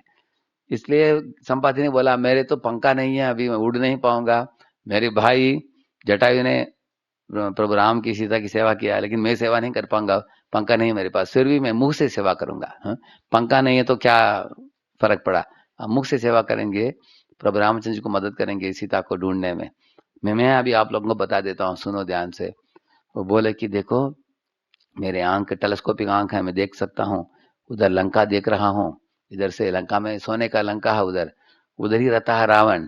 इसी दिशा में आप लोगों को जाना है, समुद्र आएगा, समुद्र को पार करके जाओ तो आप सीता उधर ही रहेगी, आपको मिल जाएगी। सब के सब खुश हो गए, हाँ, ये संपाति की बात सुनकर। लेकिन उन्होंने पूछा कि तुमको कैसे मालूम कि रावण उधर लेके गया? तो संपाति ने बोला कि मेरा बेटा है सुपरश्वा, मैं गुफा में रहता था इधर। एक दिन मेरा बेटा बाहर गया, देखा रावण आसमान की ओर से लेके जा रहा था सीता को, हाँ। तो मेरे बेटा ने सोचा, अच्छा अभी रावण को भी सीता को भी लेके आऊंगा तो दो दो लोग मिल जाएंगे मेरे पिताजी को खाने के लिए, हाँ। ऐसे सोच रहा था, उसको मालूम नहीं था उसको, हाँ। तो उस समय वो सीता रो रही थी, जोर जोर से रो रही थी। तब रावण ने इसको बोला, सुपर शो को बोला, हे बीच में मत आओ, छोड़ दो, तुम्हारा देखो मैं अपना देखूंगा। तो मैंने उसको छोड़ दिया, हाँ, तो आगे चला गया वो रावण। लेकिन बाद में बाकी लोगों ने बोला मेरे बेटे को, अरे ये साधारण राक्षस नहीं है, तुम इसको सामना कभी नहीं कर सकते, अच्छा है कि तुमको जिंदा छोड़ा इसने, हाँ? निकल जाओ, भाग जाओ, हाँ? तो सुपर शो भागते हुए आकर मुझे बोला, संदेश बोला सीता के बारे में। हाँ, तो तब मुझे पता चला, हाँ, तब सीता रामा रामा करके चिल्ला रही थी, ऐसे बोले, हाँ, और उसने कुछ अपने आभूषणों को भी फेंका था, तो वो आभूषण सुग्रीव के पास थे, तो सुग्रीव ने जब लाकर दिखाया राम को, राम उसको देखते ही अपने आंखों से उसका आलिंगन किया और बेहोश होकर गिर पड़े राम, उठने के बाद लक्ष्मण को दिखाया, लक्ष्मण समझ सकते हो ये सब सीता का है क्या आभूषण? लक्ष्मण बोले, ना हम जानामि केयूरे, ना हम जानामि कंकणे, नूपुरस्य एव जानामि, ऐसे बोला उन्होंने। मुझे सीता माता की नतनी मालूम नहीं है, देखा नहीं मैंने, उनकी कुंडल मालूम नहीं है, देखा मैंने, लेकिन उनकी नूपुर देखा हूँ, क्योंकि रोज मैं नमस्कार करता हूँ सीता माता को, ये उनका ही है, बोला उन्होंने, हाँ? तो प्रभु रामचंद्र बहुत खुश हो गए। अभी जो सुग्रीव ने दिखाया आभूषण वो ठीक हो गया, अभी संपाति ने भी जो बोला वो भी समझ में आ गया, सब बंदरों को समझ में आ गया, अभी कभी किधर है सीता, लंका में है। सब खुश होकर आगे बढ़े, आगे बढ़ने के बाद,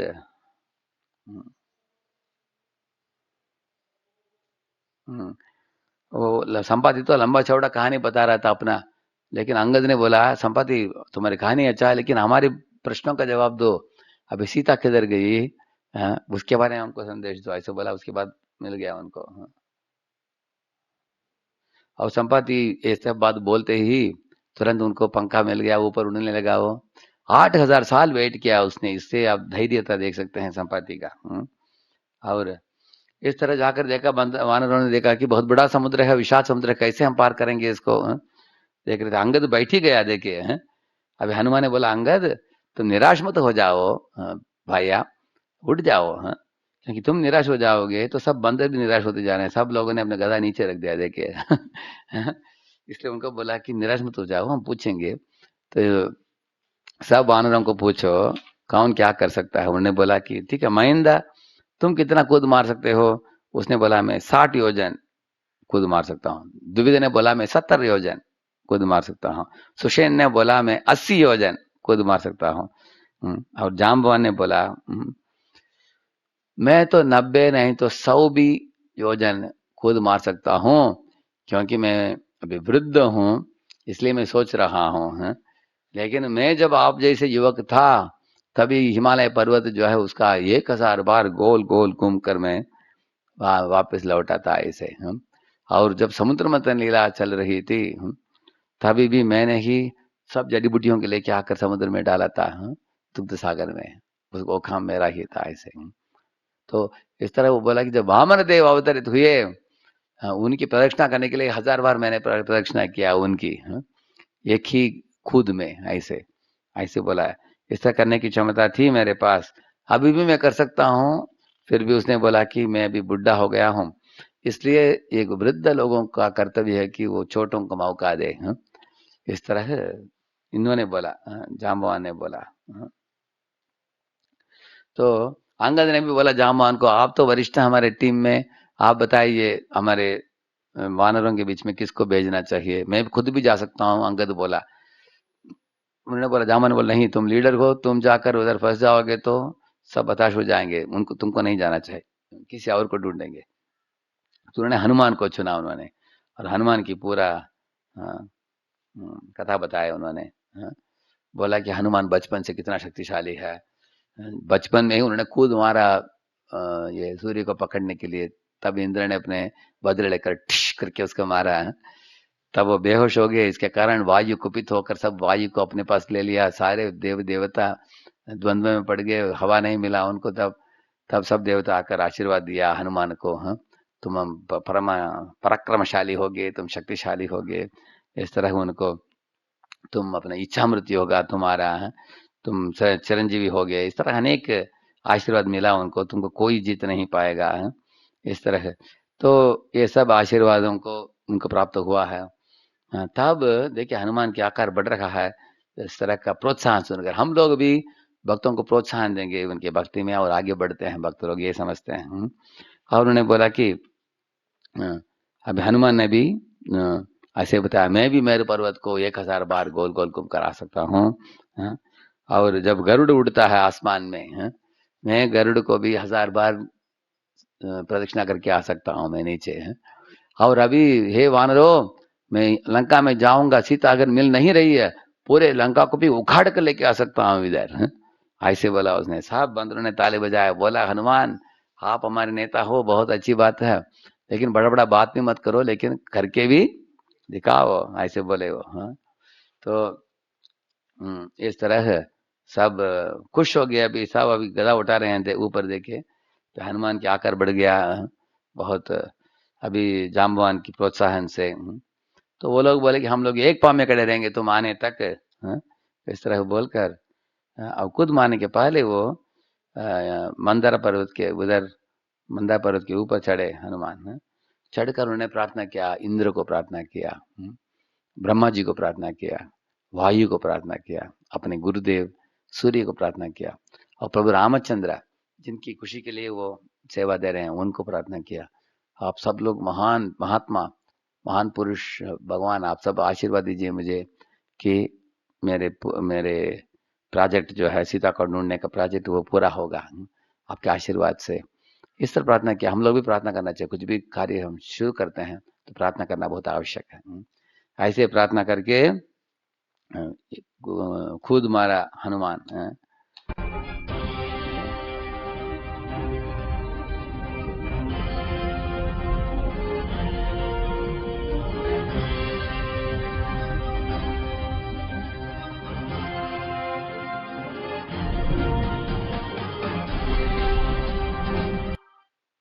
देखिए इस तरह जब खुद मारे, जैसे राम बाण निकलता है राम के धनुष से, ऐसे निकले बताया गया, क्योंकि राम के हाथ में निमित्त बने हुए, निमित्त बनकर सेवा दे रहे हैं हनुमान जी हैं। ऐसे हनुमान जी जाते समय वायु भी ठंडी हवा भेजने लगे ताकि हनुमान को अच्छा लगे, इस तरह है। और जाते समय उनका मेनका नाम का एक पहाड़ आकर बोला कि हनुमान तुम इतनी दूर जा रहे हो, थोड़ा आराम करो मेरे पहाड़ के ऊपर, इधर खाने पीने की व्यवस्था सब कुछ है। हनुमान बोले ये आराम की समय नहीं, आपको बहुत धन्यवाद, लेकिन सब काम होने के बाद मैं एक बार आऊंगा आराम करने के लिए, ऐसे बोले। मतलब क्या है, भगवान की सेवा करते समय कभी हमें ठंडा नहीं पड़ना चाहिए, हमें भूलना नहीं चाहिए। कभी कभी हम आयशा राम के पीछे पड़ते हैं, सेवा नहीं होता है। हनुमान अपने भगवान की सेवा में लगे थे। और बीच में एक सुरसा नाम का एक बहुत बड़े सर्प नाग, वो अपने मुंह खोलकर बोला कि हनुमान कोई नहीं जा सकता लंका मेरे मुख के अंदर प्रवेश किए बिना, ऐसे बोला उन्होंने। हनुमान ने हाथ जोड़कर विनती किया कि हे माते हमको छोड़ दो, मैं सीता को ढूंढकर प्रभु रामचंद्र जी को संदेश देकर आ जाऊंगा, लेकिन बाद में आपके मुख के अंदर जाऊंगा, लेकिन उन्होंने छोड़ा नहीं। तब हनुमान नाराज होकर 10 योजना बढ़ाया अपने शरीर। तो ये सुरसा ने 20 योजना किया, हनुमान ने 30 किया, उन्होंने 40 किया, उन्होंने 50 किया, उन्होंने 60 किया। ऐसे दोनों हनुमान आकार बढ़ा रहे हैं, सुरसा अपने मुख का आकार बढ़ा रही है, क्या किया जाए। हनुमान ने सोचा कि अहंकार को बढ़ाने में, दो लोगों के बीच में जब अहंकार का झगड़ा होता है उसका अंत आता ही नहीं है। उन्होंने सोचा कि नम्र बनना अच्छा है, तो 2 इंच हाइट के हुए, अंदर मुख के अंदर प्रवेश करके बाहर निकले, बोले कि अभी काम हो गया मेरा, अंदर जाकर बाहर आ गया, इसलिए मुझे छोड़ना चाहिए तुमको। तो सुरसा हंस पड़ी, बोली कि अरे तुम बुद्धिमान हो हनुमान, चलो अभी मैं छोड़ता हूँ तुमको, छोड़ती हूँ। छोड़ा उन्होंने, जैसे आप इधर देखते हैं।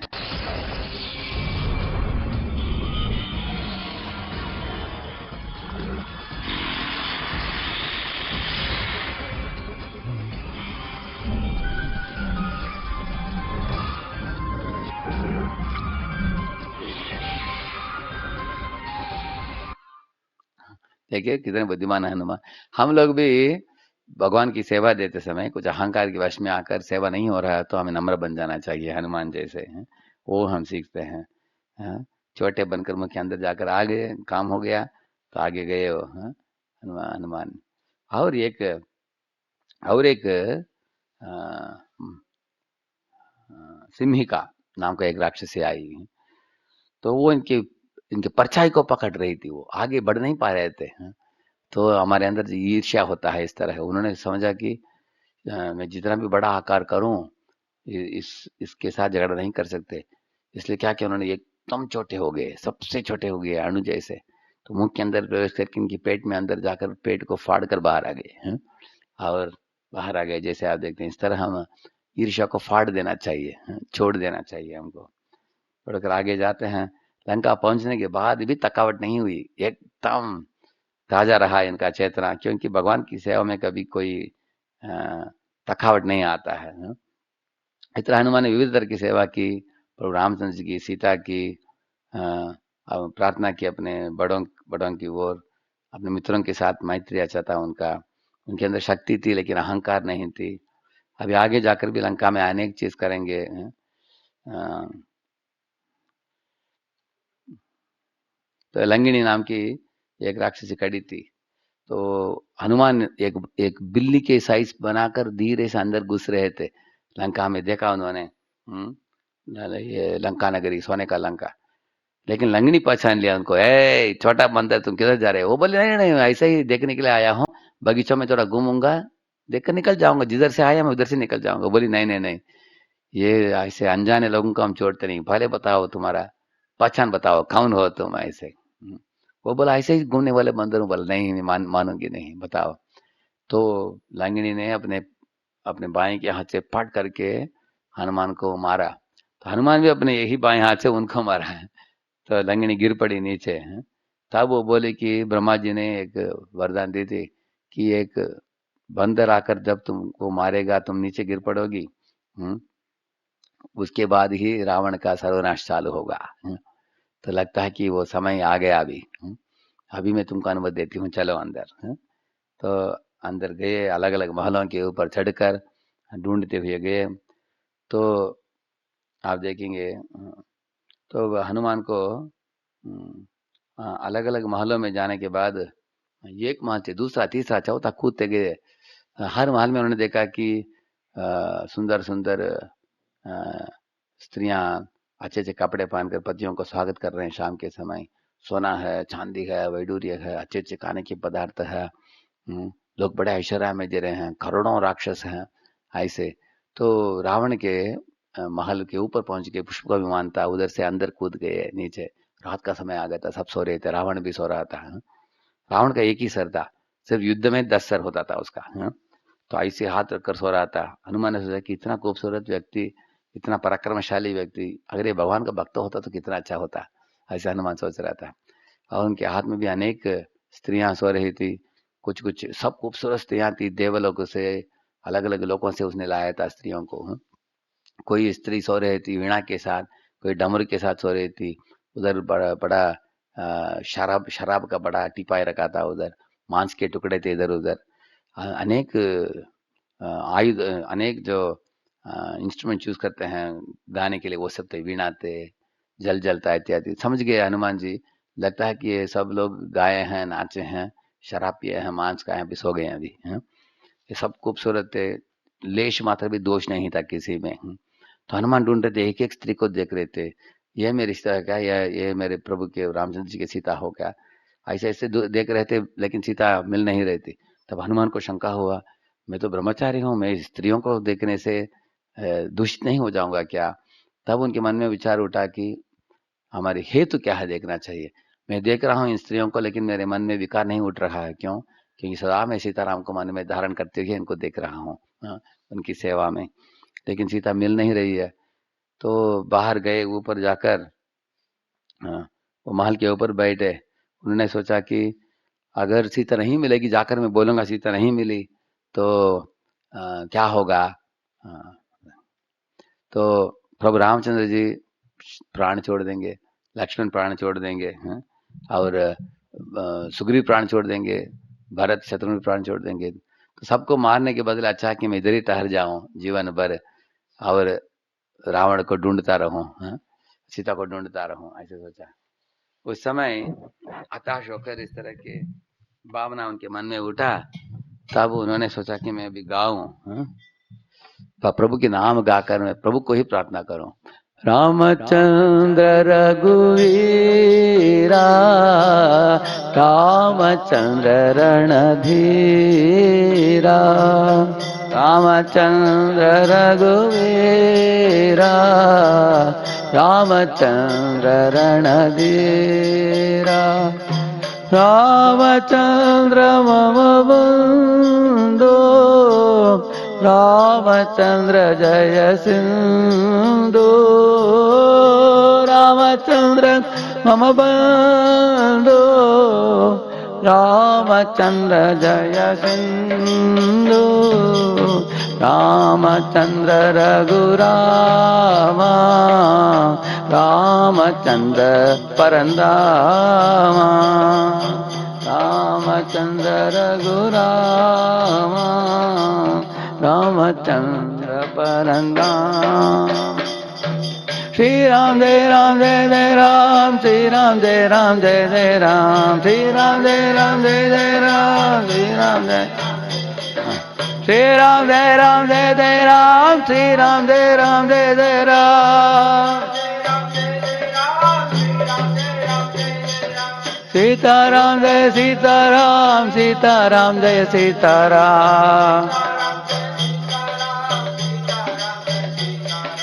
सीताराम जय सीताराम, सीताराम जय सीताराम।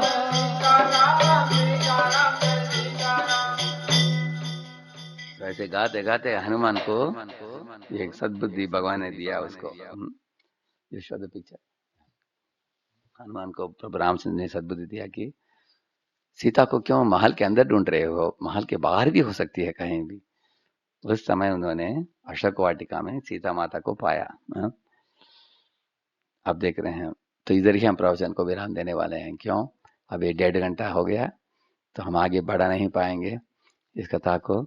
आगे जाकर लक्ष्मण, आगे जाकर हनुमान जी, बहुत सुंदर सुंदर सुंदरकांड में लीलाएं पढ़ेंगे हम, लेकिन कभी और किसी सत्र में इसके बारे में वर्णन करेंगे। आज के सत्र में हमने किष्किंधा कांड और सुंदरकांड के थोड़ा भाग हमने सुना। प्रभु रामचंद्र जी के साथ मैत्री जुड़ा, सुग्रीव की, वाली के बाद सुग्रीव की राज्य सिंहासन में स्थापन, उसके बाद सुग्रीव की आलसी और लक्ष्मण उनको जगाना, और उसके आगे वानरों को सब दिशा में भेजकर सीता को ढूंढने के लिए भेजना, और वानरों के बीच में क्या क्या बातचीत हुआ। अंगद वो लीडर था, नेता था, और वरिष्ठ मेंबर था कौन, जाम्बवान और हनुमान। इसके बारे में हमने बहुत विस्तारित रूप से चर्चा की। तो एक ही बात चर्चा नहीं कर पाए हम, हनुमान और सीता के बीच में जो वार्तालाप हुआ, बहुत मधुर वार्तालाप है। आप लोग सुंदरकांड पढ़कर उसका आनंद लूट सकते हैं उसमें। तो एक श्लोक बोलकर हम आज के प्रवचन को विराम देंगे। श्रीरामं दशरथात्मजमप्रमेयं, सीतापतिं रघुकुलान्मयरत्नदीपम्, आजानुबाहु अरविन्ददलायताक्षं, निशाचर विनाशकारं नमामि। मैं उस भगवान श्री रामचंद्र के श्री चरणों में सादर दंडवत प्रणाम करता हूँ। श्री रामम दशरथात्मजम अप्रमेयम, वो दशरथ के आत्मज हैं, ज्येष्ठ पुत्र हैं, और अप्रमेय का मतलब उनकी शक्ति की सीमा ही नहीं है। खर और दूषण और 14,000 राक्षसों को अकेले होकर उन्होंने वध किया, यह उनकी पराक्रमता है।